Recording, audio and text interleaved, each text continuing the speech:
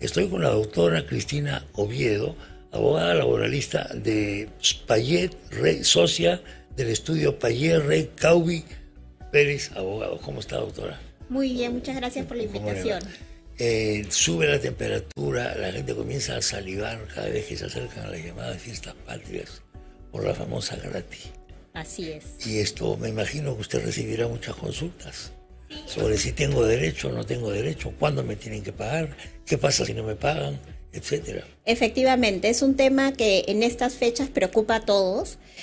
Tenemos fecha para pagar la gratificación hasta mañana 15, mañana es 15 ya, es de julio, así que mañana es la última oportunidad que tienen los empleadores para depositar esta gratificación. Y a diferencia de otros beneficios, la oportunidad de pago de este beneficio es indisponible para las partes. O sea, yo, empleador, no podría pactar con mi trabajador no pagarle el 15 de julio, sino pagarle el 30 de julio. Porque ahí ya estoy cometiendo una infracción, ¿no? Que podría ser sancionada por SUNAFIL en caso llegue SUNAFIL a la empresa. Los inspectores de trabajo, los ojos y oídos de la autoridad.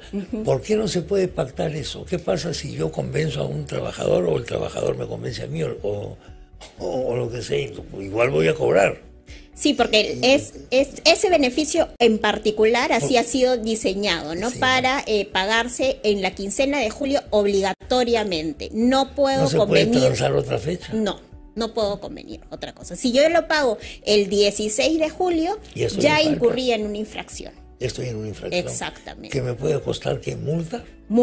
Multa, ¿no? Y en el caso de las pequeñas empresas, la multa es un poco menor que las que no son pequeñas empresas, ¿no? En las pequeñas empresas estamos hablando de multas entre 2.000 soles y 22.000 soles aproximadamente, y en el caso de las empresas que no son pequeñas empresas, entre 7.000 soles y 129.000 soles, ¿no? Dependiendo de la cantidad de trabajadores afectados con este incumplimiento. Obviamente, quizá la cifra es menor cuantitativamente, pero cualitativamente a la pequeña empresa le puede afectar más. Mucho más. Grande. Claro. Porque la cantidad es menor, pero en proporción a lo que gana, a lo que tiene, a su capital, efectivamente, a sus ventas, etcétera, ¿no? Y además de tener que pagar los intereses legales que se generan ya a partir del 16 de julio, ¿no? Sí. O sea, si no me pagan a tiempo, la autoridad le pone una multa.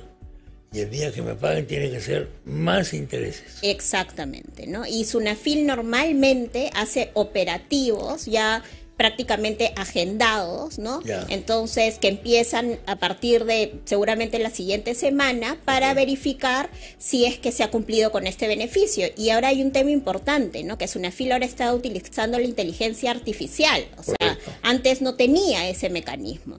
Y ahora es muy sencillo. Ellos hacen una verificación de las planillas electrónicas y mandan cartas al buzón, porque ya ni siquiera se tienen que acercar. Antes el inspector tenía que acercarse al domicilio del empresario para iniciar una inspección laboral. Ahora se elabora ya sea la carta inductiva o la orden de inspección y se deposita en este buzón electrónico que el empleador está obligado a revisar. Tiene que darlo de todas maneras. Y si no lo revisa y no responde al requerimiento a tiempo, incurre en una infracción adicional, que es una infracción a la labor inspectiva. Como están ahora las normas, difícil que no lo revise, ¿no? Difícil. Las multas que le caen son tremendas. Entonces ya no necesitamos pues el famoso sistema de que yo soy inspector, abre la puerta, a ver con quién voy a hablar. No, ahora con la pandemia todo, digamos, se digitalizó mucho más rápido, ¿no? De repente iba a ocurrir, pero en el transcurso del tiempo, y con la pandemia hizo que SUNAFIL se digitalizara, y ahora inclusive hay algunas comparecencias que son virtuales. Durante la pandemia hemos tenido comparecencias en las que el inspector estaba en su oficina de trabajo y el empresario, a través del Zoom o cualquier plataforma, lo iba llevando al inspector a través de la empresa para que revisara, por ejemplo, normas de temas de seguridad y salud en el trabajo. Seguridad, salud, todo eso, claro. Esto va a ser relativo ya a lo que siempre se ha pedido hace tiempo. No hace tanto tiempo, que aumenten los inspectores. Están aumentando. ¿Están aumentando también a pesar de la virtualidad? Sí, Sí, sí. Sunafil hace un plan anual todos los años, ¿no? Y ahí establece la meta de inspectores que se van a tener a lo largo del año. Y para este año el incremento de inspectores es significativo.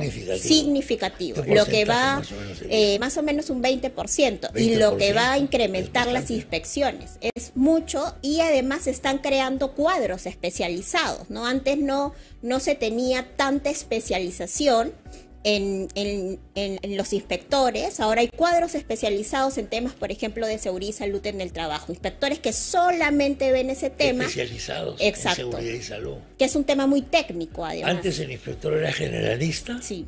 De acuerdo. Y además recordemos que los inspectores no necesariamente son abogados. Pueden ser claro cualquier, ¿no? Entonces es muy importante esta Pero ¿qué tipo de formación requiere?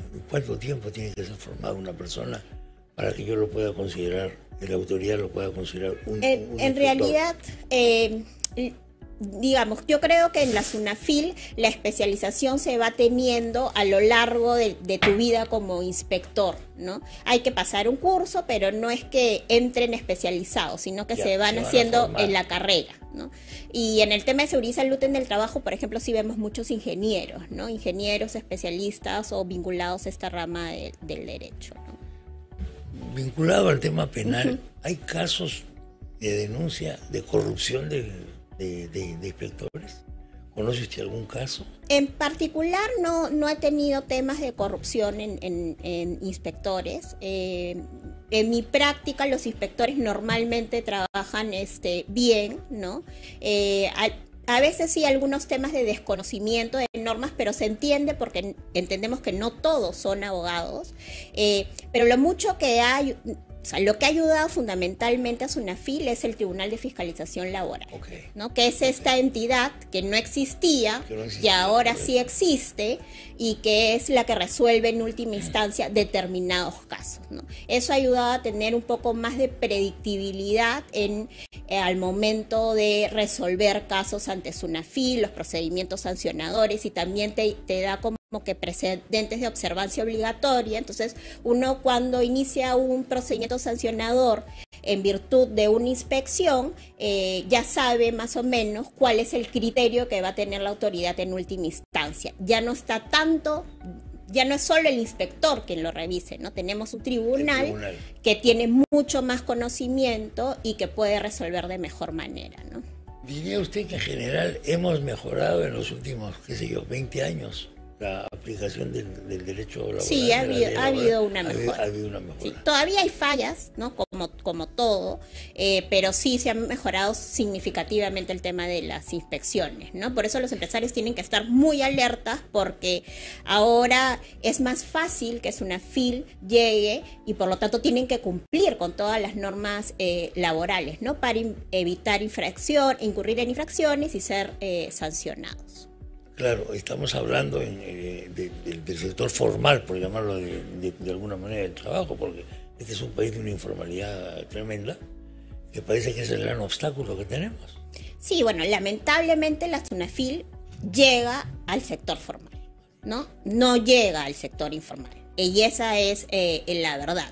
Pero no hay que dejar de lado que la informalidad, como bien dices, es el principal problema del mercado laboral. O sea, a eso deberían de abocarse el Congreso, ¿no? En sacar normas que ayuden a poder contribuir a formalizar a los trabajadores. Pero no se hace, sobre todo últimamente, no sé, ¿ha pasado de moda el tema? Yo creo que se está retomando. Estaba muy de moda, digamos así, pero no sé, ahora los grandes debates en el Congreso tratan sobre cosas comparadas con este problema, que es el problema del Perú. El problema del Perú, son de una nimiedad. Sí, pero esta semana justo salió una norma súper interesante, que es la ley del joven empresario, ¿ya? Y esta ley, que es muy, muy interesante, es una modificación a la ley Pulpín. No sé si se acuerda que la ley Pulpín salió. El escándalo que se armó, y el escándalo, las marchas que hubo en la calle, etcétera. Exactamente, porque la ley Pulpín lo que buscaba era la contratación de trabajadores formales, pero quitándole beneficios, ¿no es cierto? contratas y te damos menos beneficios. Y eso molestó mucho a los jóvenes y en general a la población en general. Y se quedó sin efecto. Ahora lo que se ha hecho es dictar esta norma del joven empresario, que el título está mal, porque nació efectivamente, según el proyecto de ley, como una norma que quería ayudar a que los jóvenes constituyeran empresas y obtuvieran beneficios. Pero si uno lee la norma, es una ley que lo que hace es incentivar la contratación de los trabajadores formales, ¿no? Y te dice, lo que establece son beneficios tributarios. Entonces, ya no se le van a quitar derechos. Exacto. Ya no se le van a quitar derechos laborales a los trabajadores, sino que el beneficio da que tú empresario vas a poder pagar menos renta de tercera categoría si contratas gente joven. Bueno, es un costo. Es un costo. Lo que pasa es que nos encantan las palabras, ¿no? Cuando salió la famosa ley Pulpín, todo el mundo estaba en contra, evidentemente, yo también, digamos, en principio, pero la pregunta que me hacía durante muchísimo tiempo, los aprendices han sido aprendices. Claro, en mi época también. O sea, yo cuando practiqué no tenía... Los practicantes han sido practicantes. Exacto. ¿A usted le daban para su pasaje? No, tampoco. Sí, para mi pasaje. Para lo que me daba me alcanzaba para mi pasaje. Para su pasaje, exactamente. Y nada más. Entonces, se supone que uno, de alguna manera, está aprendiendo. Eso es parte de la educación, en teoría, ¿no? Es decir, son mis prácticas preprofesionales, por llamarlo de alguna manera. Inclusive van a tener un valor académico. Claro. Porque la práctica que usted hacía tuvo un valor académico. Claro, además las prácticas son mucho más importantes en muchas carreras que la misma formación académica, ¿no? Porque uno tiene, digamos, en la cancha el mayor conocimiento. Yo diría que en casi todas debería ser así, porque algunos salen de la universidad con un montón de cartones, pero con acerrín en el cerebro. No conocen la calle. Sí, es verdad. Pero ya tenemos normas laborales que protegen a los jóvenes, ¿no? Tenemos la ley de modalidades formativas laborales que de alguna manera ya otorga ciertos beneficios a los jóvenes, ¿no? A diferencia de que en mi época, por lo menos, que no existía esa norma y no estaban obligados a pagarte una subvención por las prácticas, ¿no? Era voluntario. Era voluntario.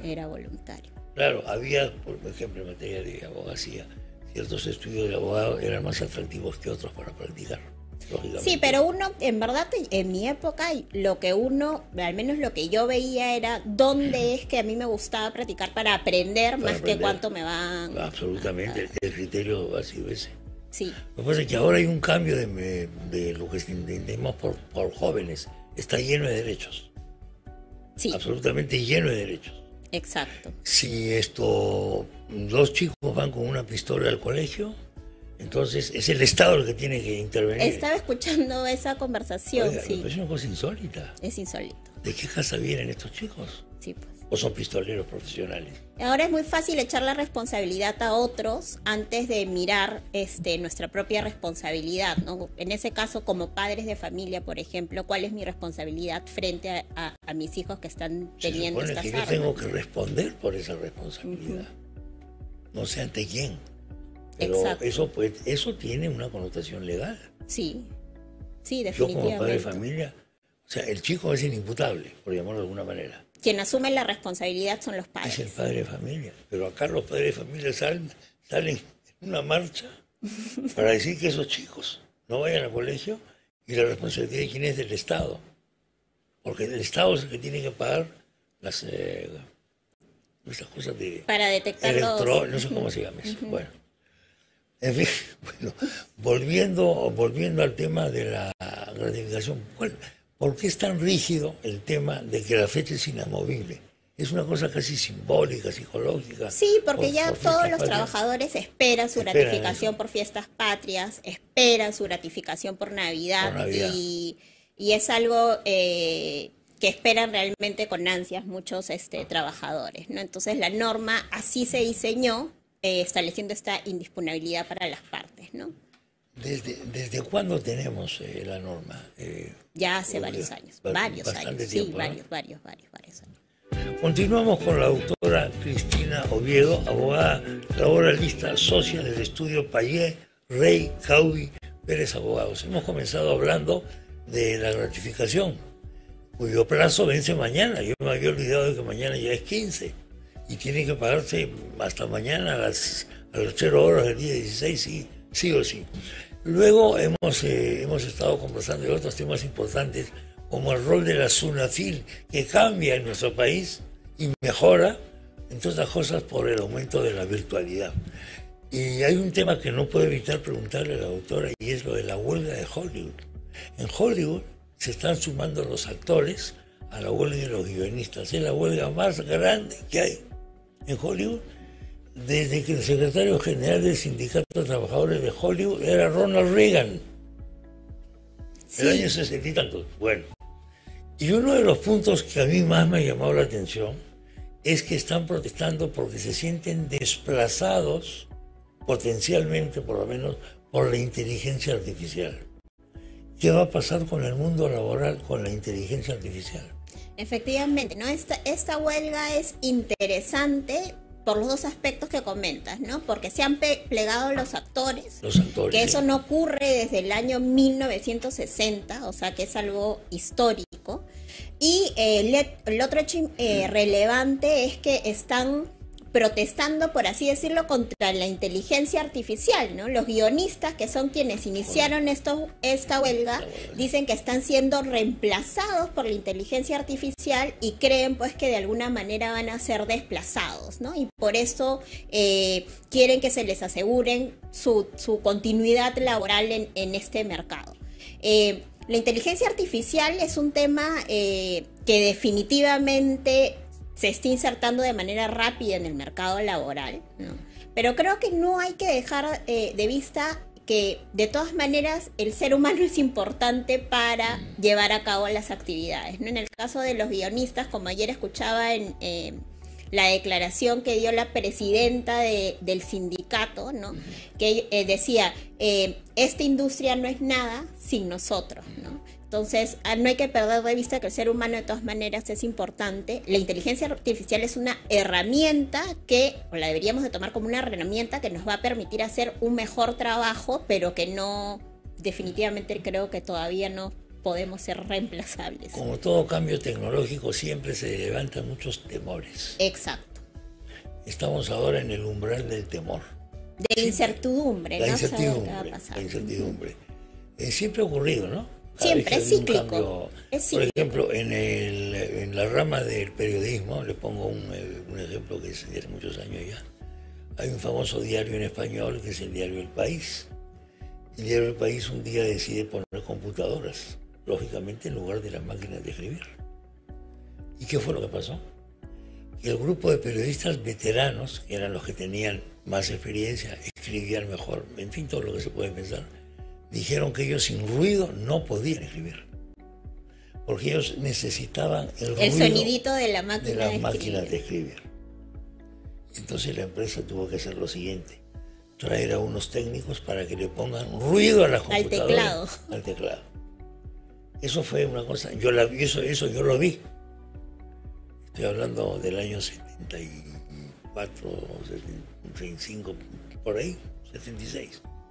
Entonces, todo esto es una cosa menor, digamos.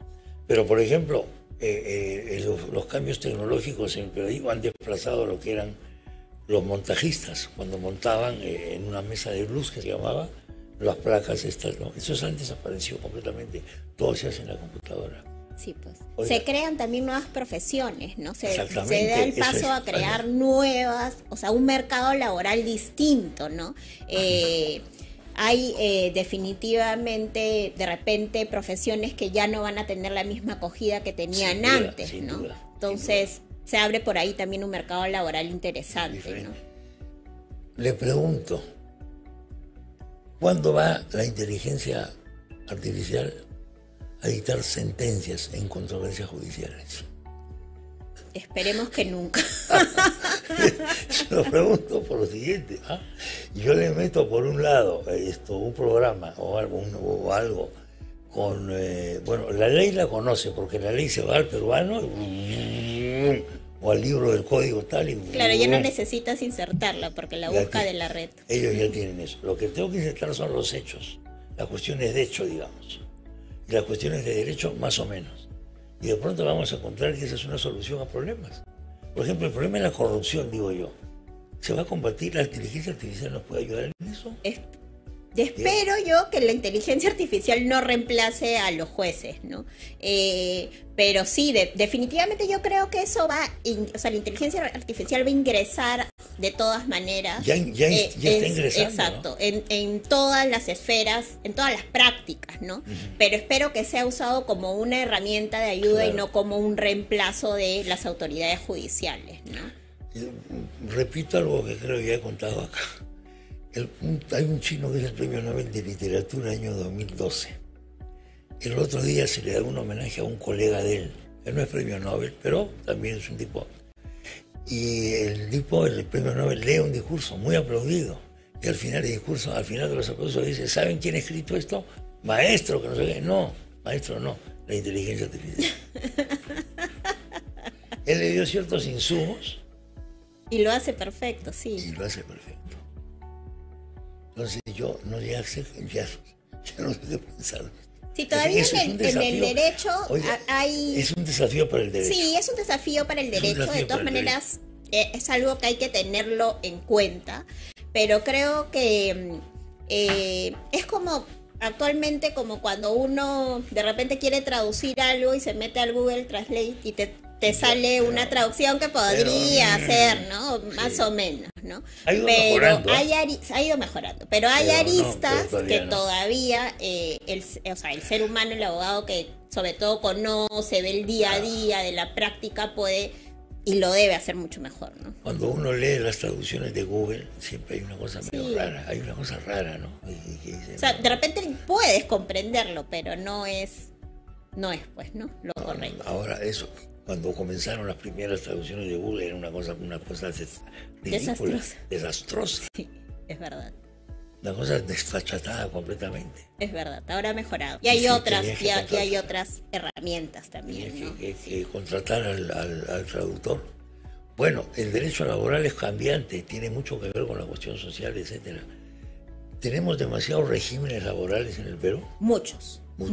Muchos. Y el gran problema del derecho laboral también es que no tenemos un código de trabajo, no está unificado, ¿no? Famoso código de trabajo que se viene discutiendo por lo menos hace 10 años y que nunca llega a buen puerto, ¿no? Y tenemos normas laborales que últimamente han sido modificadas también no por el camino correcto, ¿no? Por ejemplo, tenemos el tema de la ley de tercerización, que fue modificada mediante el reglamento y que eso ha dado lugar a que hayan acciones de amparo contra la norma, acciones populares, el Indecopi también se ha metido a ver el tema y ha declarado que SUNAFIL no puede, por ejemplo, inspeccionar el tema de tercerización. Entonces hay un desorden en las normas laborales, ¿no? Que si bien es cierto, a veces ha habido voluntad en querer ordenar estos temas, nunca llega a buen puerto porque hablamos de este diálogo tripartito siempre de trabajadores, empleadores y el Estado para poner consenso en las normas que se van a incluir en el Código del Trabajo y al final no hay un consenso y se deja de lado y esperando a que algún gobierno lo retome, ¿no? Pero ahí está. Ahí está. Bueno, es una tarea pendiente.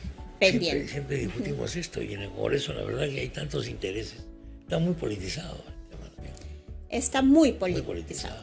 Y hay muchas normas en la Comisión de Trabajo que no combaten el principal problema del país, que es la informalidad laboral, ¿no? Hay muchas normas que están discutiéndose en la Comisión de Trabajo que no tienen por finalidad atacar esto, sino creería que son un poco más populistas, digamos. Populistas que al final invitan a la informalidad. Pues. Exactamente. Porque te ahuyentan como inversionista, como pequeño inversionista, por ejemplo. Exactamente. Entonces, en lugar de poner el foco de atención en la informalidad, hay una discusión en otros temas que podrían ser relevantes una vez que combatamos el principal problema, que es la informalidad.